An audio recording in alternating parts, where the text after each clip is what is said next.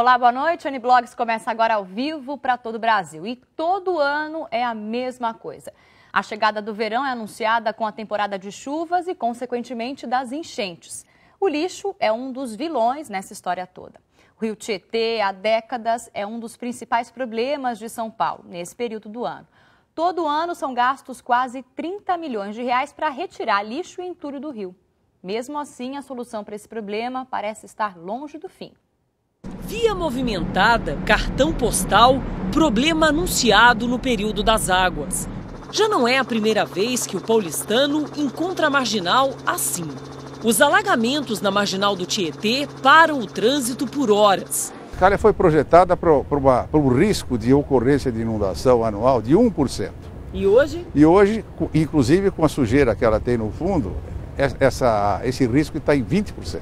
O engenheiro diz que a falta de limpeza da calha do rio agrava ainda mais o problema. A água do rio vai para cima das marginais e a cidade para por 8, 10 horas. A alternativa seria a construção de mais de 100 piscinões como este, para conter parte do volume d'água e evitar as inundações. Mas até agora foram construídos apenas 19 piscinões na cidade de São Paulo. Engenheiros, arquitetos e alguns urbanistas acreditam que a ampliação das pistas da marginal e o crescimento de áreas impermeáveis agravem ainda mais a situação. A impermeabilização, o que faz? Leva para as calhas do rio mais água e essa água transborda e criam esses dramas que a gente tem visto. Para esse arquiteto, no lugar de pistas, a alternativa seria investir em parques lineares ao longo das marginais que funcionariam como piscinões naturais. Precisava estudar essas áreas de expansão, criar nessas áreas de expansão parques. Vai demandar, evidentemente, muito dinheiro e muito tempo também, para que isso venha a corrigir esses defeitos que a nossa cidade tem de uma ocupação desordenada. Além de projetos ousados, investimentos milionários, os especialistas fazem um alerta que há muito já deixou de ser novidade. Para evitar os alagamentos nas marginais, é preciso reeducar a população, criar uma nova relação com a cidade, com o rio. Todos os anos são gastos quase 30 milhões de reais para retirar lama, lixo e entulho do leito do Tietê. Uma educação da população no sentido de respeitar e gostar do lugar público é fundamental. Pois é, para falar sobre políticas de limpeza urbana, conscientização da população e o destino certo do lixo nas grandes cidades, vamos conversar com o doutor em ciências Sabetai Calderoni. Ele é presidente do IBRADES, Instituto Brasileiro de Desenvolvimento Sustentável. Também está conosco aqui o nosso blogueiro convidado, Eduardo Marini, sempre trazendo considerações importantes com o tema do dia. Obrigada, bem-vindos ao N-Blogs de hoje. Boa noite. Boa noite. Antes da gente começar o nosso bate-papo, a gente vai rodar agora uma reportagem sobre a chuva que atingiu São Paulo na noite de ontem. Foi muito forte, principalmente na Zona Leste. Olha só. A chuva já havia passado, mas as ruas permaneciam debaixo d'água. Carros e motos ficaram ilhados. Eu fiquei no meio da água, consegui dar uma ré nele até chegar aqui. A capital paulista ficou quase 4 horas em estado de atenção. Na marginal Tietê, o trânsito parou nos 2 sentidos depois que o rio transbordou em vários pontos. O caminhão carregado com verduras ia bem, até o motor encher de água. Afogou, viu? Pior que afogou, viu? Não deu pra passar, viu? Olha só esses 2 carros, os motoristas não tiveram... Esse aqui provavelmente estava estacionado, né, quando aconteceu, pelo local onde ele está, e a água tomou todo o veículo, né? Dentro dele, completamente cheio de água. Passou para dar metade da porta, né, o nível da água aqui. O outro veículo também, olha. Infelizmente o motorista aqui parece até que ele tentou uma manobra, né, para fugir da água e não conseguiu não. Na Avenida Brasleme, um dos acessos à zona norte da capital, o trânsito teve que ser desviado. Neste ponto, o trânsito interditado, o funcionário da CET ali orienta, né, os motoristas para que eles desviem, não tem como seguir adiante. Na zona oeste da cidade, ruas e avenidas também ficaram alagadas. Foi melhor parar. Tá tudo alagado. Este grupo de pessoas também precisou de paciência. Com a rua alagada, eles não conseguiam deixar o local. A água subiu ao nível da minha roda do carro. E não teve como tirar carro, nada disso? Sem condição. Situações como essas não são raras em grandes cidades como São Paulo, Rio de Janeiro e outros municípios que todo ano, todo verão, as ruas enchem, a gente vê aquela pilha de lixo boiando. Não é só por causa do lixo que as cidades enchem, a gente sabe disso, sim, mas esse é um fator considerável que deve ser pensado, né, professor? Sem dúvida nenhuma, a presença de lixo na rua e simplesmente o fato de não haver uma política de reciclagem na cidade de São Paulo faz com que nós tenhamos o agravamento desse problema. E seria um problema que tem uma solução até que bastante rápida, por incrível que pareça, um problema gigantesco como esse, São Paulo gastando 1 bilhão e 200 milhões de reais por ano todos os anos, e a solução até que não seria das mais difíceis. 1 bilhão e 200 milhões de reais para limpar a cidade todo ano? É a conta do lixo, é a conta anual do lixo. E qual é a solução, que é simples? A solução simples é a implantação de centrais de reciclagem integral de resíduos. Até que se começou a fazer um pouco isso em São Paulo, mas essa política não teve prosseguimento, foi interrompida e não se fez mais isso. E até que essa implantação de centrais de reciclagem, muita gente diz, puxa, seria até muito bom, mas é alguma coisa até romântica pensar nisso, porque custaria tão caro em termos de investimentos, demoraria tanto tempo, que a prefeitura não consegue fazer. O que não é verdade, porque a realidade é a seguinte, dá para fazer a custo zero essa implantação. E parece incrível, né? Pois é. Agora, esse problema do lixo ele tem algumas vertentes. Uma é a questão da educação, né?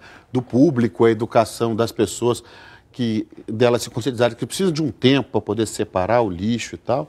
Agora, tem a questão das embalagens, né, professor? Eu queria que o senhor comentasse um pouco sobre isso. Hoje, a gente, para levar a mesma coisa para casa, o senhor estava até antes levantando uma questão de algumas reações de famílias europeias e tal, a gente, né, conversa sobre isso daqui a pouco, mas a grande questão é, hoje, para a gente levar o mesmo volume de produto, a gente leva 2 vezes e meia mais a quantidade de embalagem. Eu acho que tem que ter um esforço da indústria, porque o marketing da disputa das imagens, né? Como é que o senhor vê essa questão do aumento do volume? A Política Nacional de Resíduos Sólidos, ela traz um encaminhamento adequado para essa questão. Ela instituiu a responsabilidade da indústria, a responsabilidade do gerador, do produtor dessa embalagem, sobre a vida total, o ciclo de vida inteiro dessa embalagem. Então, vou dar o exemplo do PET. Veja, convém para a indústria usar o PET, eventualmente, porque ela faz a conta que se ela usasse a garrafa de vidro, é mais pesada, uma mesma viagem do caminhão, ela carrega menos litros de refrigerante, de cerveja. Sim, ela economiza em outros lados. Então ela procura economizar. Mas emite mais quantidade de gás carbônico que polui a atmosfera. Mas veja só que interessante, essa garrafa PET, ela acaba depois indo parar no rio, dando essas enchentes que vocês comentaram muito bem aqui agora, e daí é para se evitar isso. A política de resíduos faz com que a indústria seja responsável pelo recolhimento dessa garrafa PET. E tem uma forma também simples de se fazer esse recolhimento. Sim, Sim, simples e até rápida. Seria fazer a implantação agora daquilo que já se faz há muito tempo mesmo no Brasil, que é o aproveitamento da política de depósito-retorno, como o vasilhame de cerveja. A gente, quando vai levar o vasilhame da cerveja, consegue pagar menos do que se não levasse. Quem compra a cerveja, ele paga muito mais se não levar o vasilhame. Da mesma forma, pode-se fazer isso com o PET, obrigar as pessoas a pagar um preço diferenciado, pagar mais caro quem não leva a garrafa velha de PET. O comércio se envolve, leva isso para a indústria para reciclagem. Com a pilha e bateria, com o celular, com tudo isso, você vai fazer um preço diferenciado caso você leve... Se você devolve o seu celular... Mesmo porque você já pagou a garrafa, você não pagou só o refrigerante, por exemplo, que vem. Tem um preço embutido na embalagem. Sim. Então, quando você devolve isso para a indústria, você consegue, de alguma forma, nem que sejam em centavos, recuperar esse valor e utilizar numa próxima compra, né? Eu acho que... Você acredita que a conscientização, a Marine falava disso também, que a conscientização pode acontecer mais rapidamente quando a gente mexer no bolso do brasileiro? Acho que esse é o ponto essencial. Nós temos plenas condições de fazer uma grande revolução desde que a gente utilize os mecanismos econômicos associados a essas políticas públicas, em particular ligadas ao lixo e à reciclagem. Você pode, por exemplo, fazer com que É bom dar o exemplo, colocar Claro. casos concretos. Em Fortaleza, a gente adotou uma política que se chama pague sua conta de luz com o lixo que você produz. Olha. As pessoas simplesmente, às vezes, moram em regiões de baixa renda, existe uma pequena tenda, sei lá, às vezes 15 metros quadrados, uma balança eletrônica, e as pessoas foram emitir os 30 mil cartões magnéticos. As pessoas pegam o lixo, o reciclável, papel, plástico. Só o reciclável. Sim, papel, plástico, vidro, lata de alumínio, lata de aço, não levam orgânico, levam aquele óleo de fritura também, e tem uma tabuleta dizendo quanto vale cada quilo daquele material. Lá, automaticamente, a pessoa pesa e já recebe o dinheiro dentro daquele cartão magnético. De 30 mil cartões, que começou o programa, em 2 anos passamos para cerca de 200 mil cartões. Mas forma... não é só o consumidor que precisa ter o seu limite, né? É uma questão de todo mundo, da indústria, né? Porque o consumidor não é a única ponta que tem que estar restrito, né, nesse caso. Por exemplo, anuncia-se que nós temos 205 milhões de celulares. É claro que todos esses celulares não estão na ativa. Em uso, né? Em uso. Eles contabilizam isso com base nos registros que tem. Né? Já foram Fulano vendidos. com 2, que já foram vendidos. Claro que a maioria grande parte desses 200 milhões são pilhas, são baterias e tal. Isso precisa ser resolvido e a indústria precisa dar uma colaboração nisso também, né? Não, e a gente está falando justamente sobre pilhas, baterias. A nossa reportagem que vai entrar é justamente sobre isso. Porque tem gente que joga pilha, bateria e celular direto no lixo. Junto com material orgânico. Com tudo misturado. Isso com acaba comida. causando impacto no ambiente, poluindo o lençol freático e também poluindo o solo. Então, tem uma iniciativa bacana no interior de São Paulo que justamente evita esse problema. Dá só uma olhada. Olha só. Pilhas, baterias, lâmpadas fluorescentes. Tudo isso é lixo tóxico que não pode ser descartado no meio ambiente. Mas será que todas as pessoas dão um fim correto a esses produtos? Eu descarto no lixo, porque geralmente a gente não tem lugar para jogar, para descartar ela. É difícil, eu mesmo não sei aonde levar. Eu acabo descartando no lixo mesmo, que eu não sei onde pôr. Em Araraquara, são poucos os estabelecimentos que recolhem esse tipo de material. Por isso, uma rede de farmácias resolveu montar um posto de coleta de pilhas. Depois de juntar uma quantidade considerável, o volume vai para a reciclagem. Eu tinha uma quantidade muito grande de pilhas na minha casa, porque eu faço uso desse material, e não sabia como descartar. E aí surgiu a ideia da rede de farmácia participar de alguma maneira com o meio ambiente e também uma vontade minha do que fazer. Uma pilha comum como esta aqui, por exemplo, pode demorar mais de 100 anos para se decompor na natureza. As baterias usadas nos veículos ou nos celulares também podem levar muito tempo. Todos esses produtos contêm metais pesados que podem contaminar o solo e até mesmo as pessoas. Por isso, a importância do descarte correto. Tem grandes concentrações, se descartar muito esse produto na natureza, em locais que não são apropriados, geralmente esses metais vão se contaminar, por exemplo, algumas plantas, alguns animais, e podem se bioacumular em toda a cadeia trófica, então até chegar a contaminar o homem. Assim como as pilhas e baterias, as lâmpadas fluorescentes também são perigosas. Elas contêm mercúrio e, quando se quebram, contaminam o ambiente. Há 5 anos, o SESC de Araraquara começou a juntar as lâmpadas queimadas. Como na cidade não há um local adequado para o descarte, elas são encaminhadas para uma empresa de Paulínia. Só no ano passado foram enviadas cerca de 2.600 lâmpadas. É uma iniciativa bacana você depositar a pilha, o celular no posto correto. Agora, eu tenho dificuldade de encontrar um posto para depositar o meu celular. Aonde que eu posso colocar? Tem 2 aparelhos lá em casa, o que eu faço com isso? Tem dificuldade de achar. Essa é a grande questão, Fabiana. Você colocou o problema certo. É uma ideia meritória, fantástica, mas que nem todo mundo, você não consegue, eu também não encontro onde fazer a destinação desse material. A solução é usar essa política de depósito-retorno. Todos aqueles que são os comerciantes que vendem essa pilha devem se incumbir de receber a pilha usada. E eu vou pagar mais caro se eu comprar uma pilha sem levar a pilha usada. Quando eu levar a pilha usada, eu pago mais barato pela pilha nova. Isso sim é que vai mobilizar todos nós, vai mexer com o nosso bolso, e aí sim, não depende de encontrar um lugar para voluntariamente levar a minha pilha usada. Eu automaticamente, no lugar onde compro, vou levar. Mas só para esclarecer, isso não está em vigor ainda obrigatoriamente. Não é se eu levar meu celular na operadora onde eu comprei, vou receber um desconto. Isso já está em vigor? Ou comprar da fábrica. Ou comprar da fábrica. Isso deveria ser feito pela fábrica. Já que a fábrica não se propõe, não se predispõe a buscar na sua casa, ela poderia te dar uma vantagem para que você se sinta instado a levar, se sinta animado a levar. levar. Mas agora a Política Nacional de Resíduos Sólidos está em vigor no Brasil desde o dia 2 de agosto de 2010. E ela foi regulamentada no dia 23 de dezembro de 2010. Então agora é obrigação sim das indústrias, não é mais uma coisa opcional, é obrigação sim delas tomar conta desse problema. Só que isso não é bem divulgado, até para que você não use o serviço ou não use a vantagem. Agora nós estamos a um mês da regulamentação da lei. Temos que, quer dizer, o Record tem que ajudar. Antes de continuar o nosso bate-papo, vamos para os destaques do blog do Eduardo Marini, que está aqui com a gente hoje.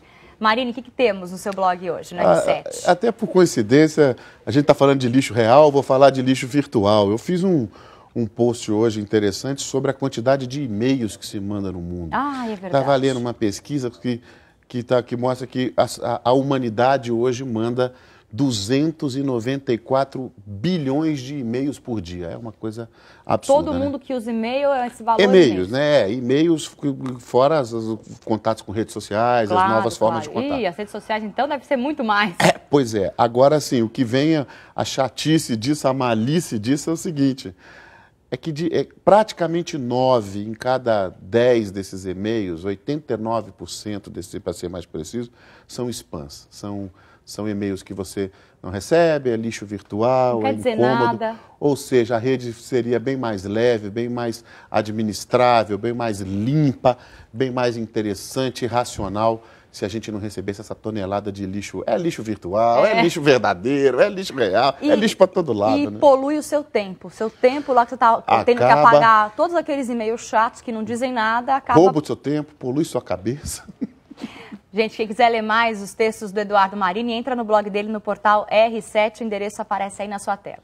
A gente volta a falar sobre o lixo. E uma questão que a gente levantou até aqui na hora do intervalo é que depois a gente vai falar sobre a solução gratuita, né, para dar uma solução para o lixo. Mas antes, existe uma questão comportamental, né? As pessoas jogam coisas absurdas na rua. Não é só aquele saco de lixo que você tira, né, da sua casa e passa o caminhão no horário certo, porque tem hora para passar o caminhão, pelo menos aqui em São Paulo.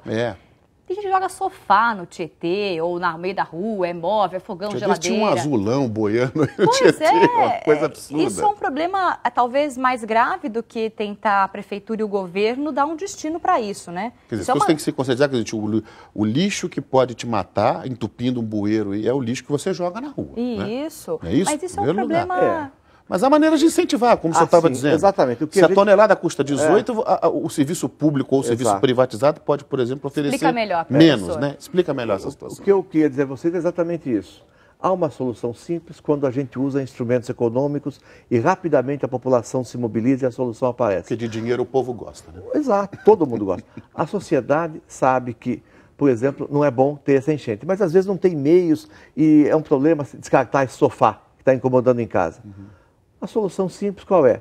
A prefeitura está gastando R$18 por tonelada para recolher esse material que clandestinamente é jogado nas áreas públicas.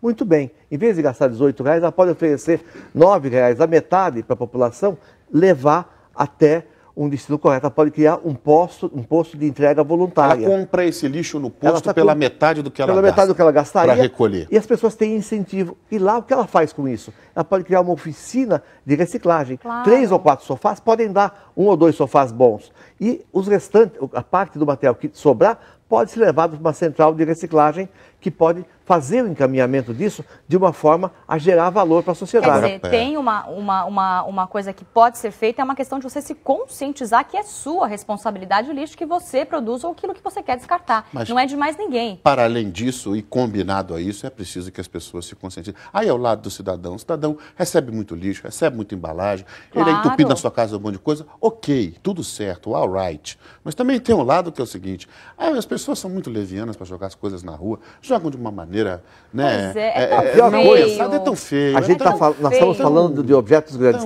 O pior aqueles lixos pequenininhos, às vezes incomodam muito. O chiclete, por exemplo, é um grande inimigo do meio ambiente. As pessoas não encontraram uma forma... Mas quem joga o chiclete e a binga de cigarro na janela, joga o sofá. Eu também acho. Joga a latinha pela janela do ônibus. E a tela do computador e o que for. Mas o computador eu posso levar para o comércio, ele vai pagar alguma coisa para eu descartar. Se o cara tiver que jogar, ele joga. Ele pega isso é um uma horário questão, que não tem talvez, de ninguém, educação, e aí a gente vai entrar num outro problema Se que é tiver dinheiro importante. no pedaço, ele pode se mudar. Claro, alguns vão se mudar. mas é uma outra discussão importante também que o brasileiro deve se questionar sempre, que é a questão da educação. Agora, falando um pouco sobre os aterros sanitários, os lixões, né? Praticamente todos os municípios do Brasil convivem com lixões, vários ou um, depende do município pequeno. E a nova lei, a nova política de resíduos sólidos, nacional de resíduos sólidos, diz que em 4 anos isso vai ser exterminado. Não vão haver mais lixões a céu aberto. Você acredita nisso, professor? Eu acho que é perfeitamente possível que isso venha a acontecer, desde que adotemos aquela solução simples de que eu falava no começo do programa, que é a implantação das centrais de reciclagem de resíduos, e aí existe hoje a solução para que o município não precise gastar. Certo. Qual é a solução gratuita? A solução gratuita é simplesmente a PPP, a parceria público-privada. O empresário é quem vai gastar, ele é que vai fazer o investimento. Assim como hoje, por exemplo, em São Paulo existe a linha 4 do metrô, a linha amarela. Ela é feita por PPP, por parceria público-privada. O investidor é um empresário que faz esse gasto. Ele investe no centro de recolhimento e nós pagamos a mensalidade que vai para o empresário. Na verdade, hoje, o governo gasta 1 bilhão e 200 milhões de reais com isso. Ele não vai ter que fazer um gasto tão grande, ele vai diminuir os seus gastos muito, porque ele não tem que levar para longe. 2/3 do custo desse 1 bilhão e 200 milhões é com o transporte a longa distância. Os 2 únicos aterros, você falava em aterros. Sim. Os 2 únicos aterros sanitários de São Paulo já se esgotaram. A vida útil deles acabou, porque é um Pacaembu por dia, o estádio do Pacaembu por dia, em termos de volume, que nós temos que jogar no lixo. Não há espaço mais em São Paulo. Então temos que levar isso para uma outra cidade. São Paulo produz um Pacaembu por dia? Um Pacaembu por dia de lixo. Não, é muito lixo. Onde ficam esses 2 aterros? Só para esclarecimento. Não, os 2 aterros ficam, mas já está encerrado. Claro. Um é o aterro Bandeirantes e o outro é o aterro São João, estrada de Sapopemba e Rodovia dos Bandeirantes, quilômetro 26,5. Esgotou a vida útil. Levamos agora para Caieiras, para um outro município. A gente leva o nosso lixo para outro lugar, que não é aqui. E você paga 2/3 que você gasta com lixo é para transportar ele para longe. Depois acaba a vida útil desse aterro, você vai transportar para mais longe ainda. É um problema que tem custos crescentes, uma espiral crescente de custos. E é um ciclo, porque isso não vai acabar. Acaba se você implantar a central de reciclagem e não tem que levar para longe, porque ele usa 7.000 vezes menos volume, porque o aterro é feito para 20 anos, e aqui o que entra de manhã sai à noite é para um dia só de lixo, não acumula 20 anos de lixo. É um pequeno espaço, e esse pequeno espaço todo dia recebe e descarta para o aproveitamento da sociedade. Agora, muito rapidamente também colocado isso tudo, nós, claro que isso talvez de repente venha a ser uma atitude a ser tomada depois de outras que a gente já comentou aqui, mas nós brasileiros vamos ter que ter noção de que nós vamos ter que ter limite de produção de lixo individual um dia. Sim. Nós somos aqui a 8ª, vamos ser a 5ª economia, se a gente cortar entre os 20 ou entre os 30 países mais ricos do mundo, poucos são os países onde o cidadão não tem limite de lixo. Eu estava dando exemplo da Suíça, falei do interior de Sangara, estava viajando uns 3, 4 anos atrás, o sistema de pagamento de taxa de lixo, Fabi, a pessoa recebe embalagens e ela tem uma cota por mês. Se ela gasta aquelas embalagens de 30 dias em 7 dias, e aí ela vai comprar outra, porque ela não pode usar outra embalagem, ela não pode pegar o saquinho do supermarket como lá, a gente faz, como a gente faz, rua. E aí tem um branquinho, um amarelo, um preto. Não, o saco é padronizado, é uma o saco que a municipalidade dá. Aquilo acabou, ela tem que comprar outro, que só pode aquele. E quando ela vai comprar a segunda leva, ela paga 2 vezes e meia, como nós pagamos a água que nós consumimos a partir de 20 ou 30 mil litros. Isso. Então nós vamos ter que ter limite também para produzir, porque um Pacaembu para São Paulo não dá, não dá. E a gente tem um dado aqui interessante, a prefeitura de Curitiba deu um dado aqui bacana de recicla que 100% das pessoas que moram em Curitiba, da capital do Paraná, reciclam lixo. Separam lá o papel. Começou antes do Jamilé, já tem mais em 5 anos aumentou quase 200%. Não é a única cidade do Brasil. Não é a única, mas Londrina, talvez a mais expressiva. Também, exato, talvez a mais expressiva. Mas temos outras. Por que pode dar certo lá e não pode dar certo em São Paulo? Por que não pode dar certo no Rio de Janeiro? Nós estamos proibidos de adotar uma solução tão correta e tão simples. Lá em Curitiba, sabe como começou o programa? O pessoal da prefeitura pagava pelo lixo para as pessoas, dava um passe de ônibus, um caderno para as crianças. Lá em Fortaleza, agora eles adotam essa política, eles pagam, dão aquele cartão magnético e dão dinheiro diretamente. Essa é uma solução muito simples, dá certo para as pessoas entregarem o lixo e depois nós vamos às centrais de reciclagem fazer uma política sistemática. Em São Paulo, infelizmente, a população se sentiu traída em uma certa época, em um certo momento da nossa história, porque com muito carinho faziam em casa a separação do lixo e depois viam que era misturado e levado para um aterro sanitário. Todo o trabalho jogado Todo o trabalho fora. jogado fora. Então, isso desestimula a população. Não podemos trair a boa vontade da população. O que nós podemos fazer é, de fato, implantar uma política sistemática, contínua e abrangente de reciclagem. E que beneficie o cidadão, porque eu acho que mexer no bolso resolve, pelo menos demora um tempinho, mas as pessoas se conscientizam mesmo, né? A gente falava aqui da reciclagem, que papel pode ser reciclado, isso todo mundo já sabe. Mas você sabia que ele pode ser usado para germinar plantas? Papel semente foi uma solução encontrada por uma empresa do interior de São Paulo. Olha só. 5 anos de pesquisa até chegar no produto final. O resultado foi surpreendente. O processo de fabricação do papel germinante, ou ecopapel, como também é conhecido, é artesanal. O primeiro passo é a separação das fibras naturais em uma máquina. Os ingredientes da mistura não são revelados pela empresária, mas ela garante que as sementes vão germinar se forem plantadas até 1 ano depois da fabricação do produto. O papel é feito a partir de fibras vegetais e tem na composição sementes de rúcula. Assim, após o uso, a folha pode ser simplesmente plantada.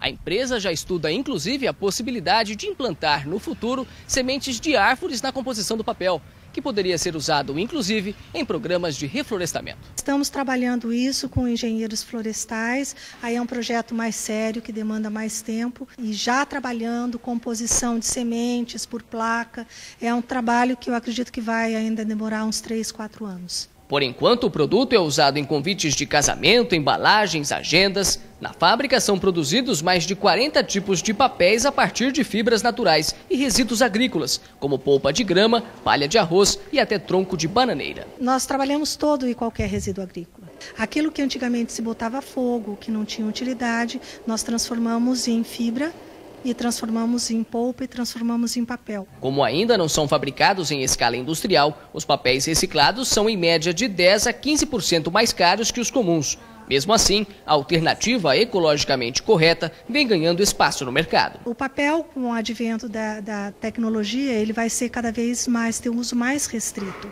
Então eu acredito que o papel vai ter um uso mais significativo.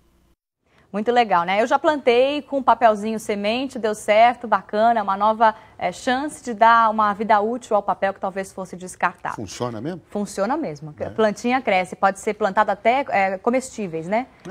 Outros tipos... Isso espaço pequeno, apartamento? Claro, é ótimo. Agora, a gente está falando do lixo, tem mais uma questão que eu quero levantar, que é a questão dos catadores. Tem muita gente no Brasil inteiro que sustenta a família, né, tira um salário digno, honesto, num valor interessante, maior que o salário mínimo por mês, recolhendo o papelão, a latinha, né? Eles são como se fossem uma forma também de conscientização, embora talvez eles não tenham essa ciência exata disso tudo, mas é uma... Eles que praticam isso. Praticam. Vocês levantaram agora uma questão muito importante. Hoje nós temos no Brasil cerca de 1 milhão de catadores de lixo. É uma comunidade que, inclusive, se organizou muito e é focalizada pela regulamentação agora do dia 23 de dezembro da Política Nacional de Resíduos. O catador, ele é o herói da reciclagem. Ele trabalha sem garantias tributárias, sem garantias financeiras, sem nenhuma garantia trabalhista, sem garantias previdenciárias, sem nenhum tipo de garantia, nada de estabilidade e assim mesmo, cotidianamente, livra a prefeitura de um gasto em São Paulo, sei lá, da ordem de R$120 por tonelada. Eles dão um ganho para a prefeitura. Houve algumas prefeituras já, por exemplo, Diadema, na região metropolitana de São Paulo, começou a pagar aos catadores, as cooperativas de catadores, pelo recolhimento que eles fazem, porque reconheceu que eles estão prestando um serviço, inclusive, para diminuir a conta de transporte e de aterramento dos resíduos e até de reciclagem. Então, existe um papel muito importante que os catadores desenvolvem e as cooperativas de catadores agora, elas têm uma licença especial de atuar até sem licitação, a lei estabelece isso, podem praticar a reciclagem do lixo e esses projetos a que eu me referi de parceria público-privada necessariamente devem ter a responsabilidade social de incluir os catadores e as cooperativas de catadores para que eles tenham elevado também o seu patamar profissional, o seu patamar educacional e sanitário. Claro, porque eles, como você disse, eles não têm direitos, né, trabalhistas, mas eles trabalham de sol a sol, empurrando carrinhos super pesados, recolhendo tudo que eles veem na rua, porque né, a latinha, o alumínio é o que custa mais caro, o peso, então dá mais retorno maior relação peso-preço melhor. Só que quem ganha com esse processo de reciclagem, essencialmente, é a indústria. A indústria tem um monopólio e um monopsônio, é a única compradora e a única vendedora. Então ela fixa o preço do material reciclável lá embaixo. deve haver também uma solução para que a gente possa elevar o preço do material reciclado. Para não explorar tanto esse trabalhador. A maneira de preservar a dignidade desse catador é você não misturar o produto que é de potencial para ele trabalhar com material orgânico, que pode estragar na mão dele, na hora que ele está procurando, e também com coisas que quebram, com lâmpadas que podem ferir o profissional. Quer dizer, então, legal. você pensar em casa uma maneira de você, nessa cadeia, preservar o catador, a dignidade profissional dele. É uma forma mais humana de tratar o lixo, e todos aqueles que trabalham com lixo ele. vivem do lixo. E o lixo é uma fonte de energia, de renda, e pode ser revertido a nosso favor. O N-Blog de hoje vai ficando por aqui, o tempo terminou. Agradeço a participação do doutor Sabetai Calderoni. Muito obrigada pelos esclarecimentos aqui no N-Blog. Foi um prazer. E também do Eduardo Marini, sempre com a gente aqui. De volta. Exatamente, primeiro dele do ano, muito bacana. Marini, obrigada. Com você, prazer. E você também pode participar do nosso N-Blogs, mande sugestões por e-mail, aparece na sua tela, ou siga o programa pelo Twitter, nosso microblog. Amanhã a gente está de volta. Tchau.